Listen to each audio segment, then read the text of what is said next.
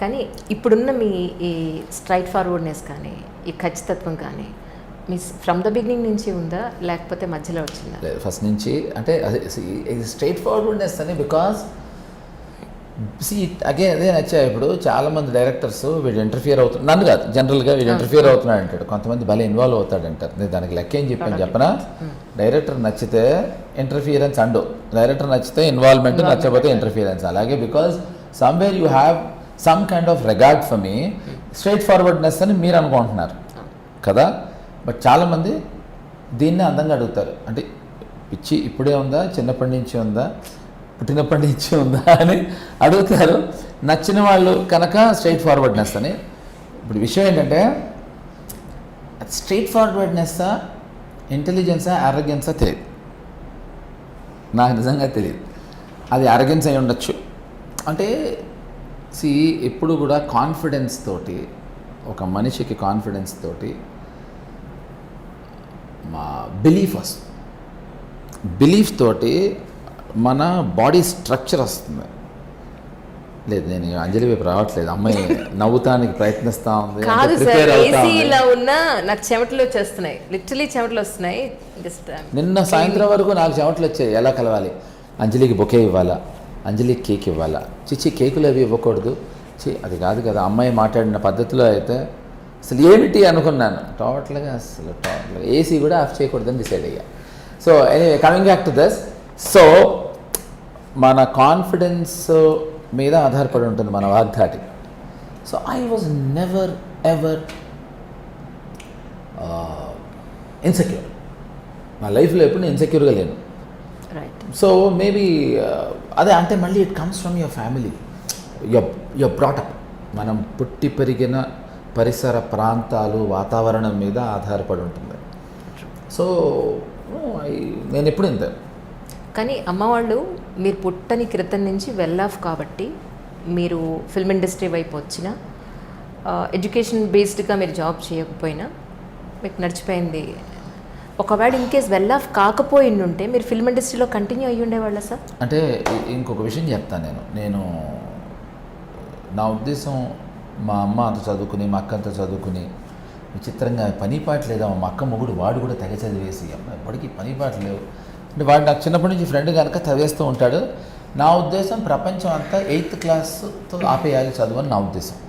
ఎందుకని 6th ఆపేస్తే ఇంకా బెటర్ అని నా ఫీలింగ్. చాలు, 6 క్లాసులకి వెళ్ళాం, ఇప్పుడు 4 క్లాసులకి వెళ్తే చాలు. మరి తర్వాత ఎడ్యుకేషన్ చేయకుండా ఉంటే వాళ్ళు ఎట్టు గాలి వీస్తే అటు వెళ్ళిపోయి.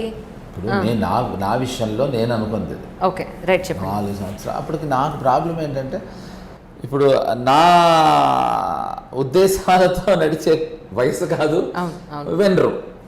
6వ క్లాస్ ఆపేద్దామని అనుకుంటే తెలియదు నాకు, ఎలాగైనా చేయాలి. 10వ తరగతిలో ఖచ్చితంగా ఫెయిల్ అయిపోతే ఆపేయచ్చు అని ఒక ఇంటెలిజెంట్ ప్లాన్ వేసాను నేను. ఎందుకంటే వేస్ట్ అని, ఎందుకంటే నా ఉద్దేశం సినిమాలోకి వచ్చారు. రైట్, సినిమాల్లో ఇప్పుడు ఇక్కడ ఐ టెల్ యూ, పేర్లు చెప్పమంటే చెప్తాను, ఐ డోంట్ కేర్. కొన్ని 100 కోట్ల ఉన్న పీపుల్ కూడా వాళ్ళ డాటర్స్ని కానీ సన్స్ని కానీ లాంచ్ చేసినప్పుడు they are not getting successful. It is not the money, it is not anything, it purely depends on your attitude. So 10th క్లాస్లో నేను ఆపేద్దాం అని డిసైడ్ అయ్యా. అని మక్కతో నేను చాలా చాలా క్లోజ్. అక్క 10th ఆపేద్దాం అనుకుంటున్నాను, ఫస్ట్ 10thలో సిఈసి అని హెచ్ఈసి తీసుకుందాం అనుకుంటున్నాను అక్క అన్న. ఎందుకు అన్న, అక్కడ ఎందుకు మళ్ళీ ఎంపీసీలు బీపీసీలు ఎందుకు మనకి అన్న. మా అక్కని ఒరే పిచ్చోడా, ఫెయిల్ అవ్వాలి అని డిసైడ్ అయితే ఎంపీసీతో ఫెయిల్ అవ్వు 10th. అప్పట్లో మాకు ఎంపీసీ బీపీసీ అని ఉండేది. లాజిక్, ఫెయిల్ అవ్వాల్సి వచ్చినప్పుడు మనం ఎంపీసీ తీసుకుని ఫెయిల్ అయితే బాగుంటుంది. అదే అంటే హెచ్ఈసీ తీసుకున్న వాళ్ళు తక్కువని కాదు, హిస్టరీ, ఎకనామిక్స్, కామర్స్ కన్నా మ్యాథమెటిక్స్, ఫిజిక్స్, కెమిస్ట్రీ అంటే వినడానికి బాగుంటుంది, వీడికి ఏదో చాలా తెలుసు కెమిస్ట్రీ, ఫిజిక్స్ అనుకుంటాను. యువర్ రైట్ అన్న. అన్ఫార్చునేట్లీ అప్పుడు కూడా పాస్ అయిపోయాను. పాస్ అయిపోయిన తర్వాత ఇప్పుడు మనం ఎలా అని నేను మెడ్రాస్ ఫిల్మ్ ఇన్స్టిట్యూట్కి అప్లై చేశాను. వాళ్ళు చాలా they were so sweet, they rejected my application. పనికిరా అన్నారు. అంటే అప్లికేషన్ లెవెల్కి పనికిరా అన్నారు. ఫెంటాస్టిక్. సో ఇప్పుడు ఏం చేయాలి అన్నప్పుడు, ఇప్పుడు సినిమా ఇండస్ట్రీ మెడ్రాస్లో ఉండేది. సో అక్కడ మెడ్రాస్ ఇన్స్టిట్యూట్కి వెళ్ళిపోయి అక్కడ జాయిన్ అయిపోతే మనం అక్కడ వెళ్ళిపోవచ్చు అని. అంటే ఏది, imagine I was a 14-15 kid. ఆ టైంకి మా మదర్ వాళ్ళు నాకు ఎంత, how much of maturity they would have given me. నేను వెళ్ళిపోయి జాయిన్ అయిపోతానంటే నా సొంతంగా వెళ్ళలేను కదా. My father has to support me. They supported me. దాంట్లో ఫినాన్సెస్కి సంబంధం లేదు అంతే. ఇక్కడ పాస్ అయిపోయాను. ఇప్పుడు ఏం చేయాలి?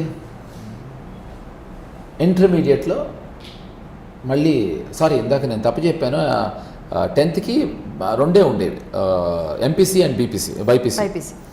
ఇంటర్మీడియట్కి హెచ్ఈసి, సిఈసి ఇవి ఉంటాయి. సో అంటే జనరల్ కాంపోజిట్ ఉండేది 10thలో. Yes, I'm sorry. చూసారా, చదువు రాని వాడితే ఇంటర్వ్యూ పెడితే ఇదే కన్ఫ్యూజ్ అవుతాం. ఆయన ఎవరో చెప్పారు చూడండి మధ్యలో అలా. So nothing less than that. నేను తెలియని కాదని చెప్తుంటే వీళ్ళు వినరు. సో 10thలో మాకు MPC composite to general mathematics అని ఉండేది. సో మా అక్కతో నేను జనరల్ మ్యాథమెటిక్స్ తీసుకుంటా అంటే వద్దురా కాంపోజిట్ తీసుకున్నాను. మా అక్క నాకు ఇంటర్మీడియట్గా సలహా ఇచ్చింది, ఎంపీసీ తీసుకుని ఫెయిల్ అవ్వాలి. రైట్. కొన్ని అన్ఫార్చునేట్లీ అక్కడ కూడా పాస్ అయిపోయి అవ్వలేదు. ఇంటర్మీడియట్ ఫస్ట్ ఇయర్ పాస్ అయ్యా. పాస్ అయిన వెంటనే ఉత్తేజ్ గడి ఫ్రెండ్ అయ్యాడు. 10th అయిపోయిన వెంటనే ఇంటర్మీడియట్ ఫస్ట్ ఇయర్లో. అవ్వంగానే ఇంటర్మీడియట్ ఫస్ట్ ఇయర్లోనే రాము గారిని కలిశాను.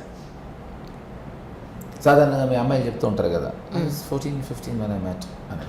సో అన్ఫార్చునేట్లీ నేను I was 15+16 when I met రాము గారు. శివ నాకు గడ్డ మీసం లేదు. ఆ కథంతో తర్వాత నేను చెప్తాను, తర్వాత నేను అడగనే గడ్డ మీసాలు లేకపోతే ఎలా గడ్డల మీసాలు వచ్చే తర్వాత మాట్లాడదాం. మొత్తానికి శివ వచ్చింది, రిలీజ్ అయిపోయింది. ఇంకా మన ఎడ్యుకేషన్ చెయ్యక్కర్లేదు, దరిద్రం వదిలిపోయింది అని నమ్మకానికి వచ్చేసాను. అక్కడ మళ్ళీ మా మదరు, మా అక్క, రాము గారు, you should continue as long as you can. నా చేత ఎంసెట్ రాయించి ఇంజనీరింగ్ ఫినిష్ చేయించారు. కాబట్టి నా మాట విని ఎవరైనా చదువుకుందామంటే ఏమాత్రం మీకు వీలున్న 10th క్లాస్లో ఆపేయగలిగితే చాలా బాగుంటుంది.